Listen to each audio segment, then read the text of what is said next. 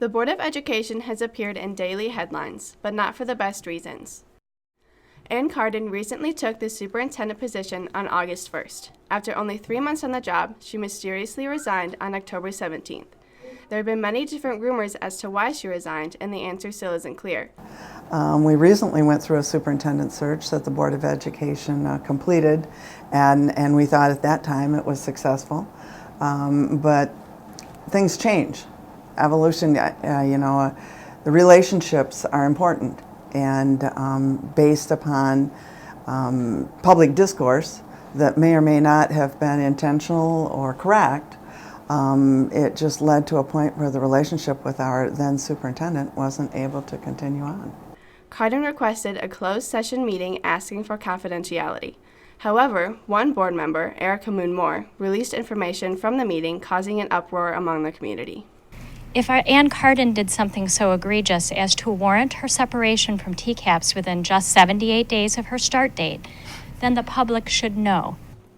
A closed session is a meeting held to talk about things that cannot be released to the public. Associate Superintendent Jamie McCall says even though the public feels that they should be able to have this information, it is actually illegal to give it to them. So you can see where the difficulty lies with our board members in making sure they're upholding the law, honoring the employee's request, and dealing with the face of the public wanting more information. So I would say that the effect on our board members has been they are listening, they are hearing, and they also know that they have a really difficult job to do. So they have to weigh out what the public input is along with what they know their responsibility is. I know personally many of the people on this board and the executive team, and I also know personally many of the people who are supporting and participating in the harassment of this board. It's bad enough you question their motives, but to question their integrity demonstrates a lack of a deep understanding of a complicated situation. We reached out to Kelly to ask about the perceived lack of transparency. She said, once confidential information was released to the public, the ability to salvage the relationship with Ms. Carden was compromised. It put the district in a very difficult position. However, the public is not buying this, and some are joining together to recall the board, and tensions have run high at several meetings. Right now, I feel that there's a lot of distrust and a lot of dysfunction right now, and you guys need to step down so we can start a new slate and get this going for the kids. Stepping down can be the start of something new and good, both for this community and for you personally.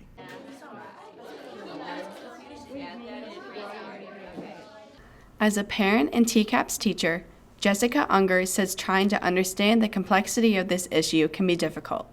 So in this issue, it seems like there are some very clear black and white issues and rules, but then there's also some confusions and mysteries. When someone requests a closed session, they have to honor that. I think without that, when we start bending those rules, then it can get really, really messy. To try and clean up the mess, the board selected former Superintendent Jim Pavelka, who has a strong reputation in the community, to serve as an interim during the transition. I received a phone call from Sue Kelly, said that the superintendent was going to resign that evening, and that would I accept the interim superintendency.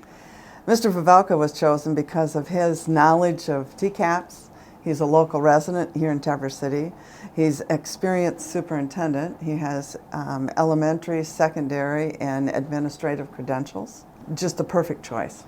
I know he's a really friendly guy. He's really positive. He has a lot of experience. So I feel hopeful that he is going to help guide our district and turn this really kind of bad situation into hopefully a way to learn and grow.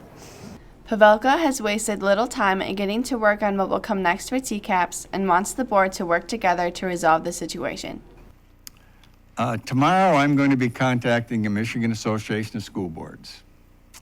I'm going to attempt to have them set up a board workshop regarding the superintendent search that will be forthcoming.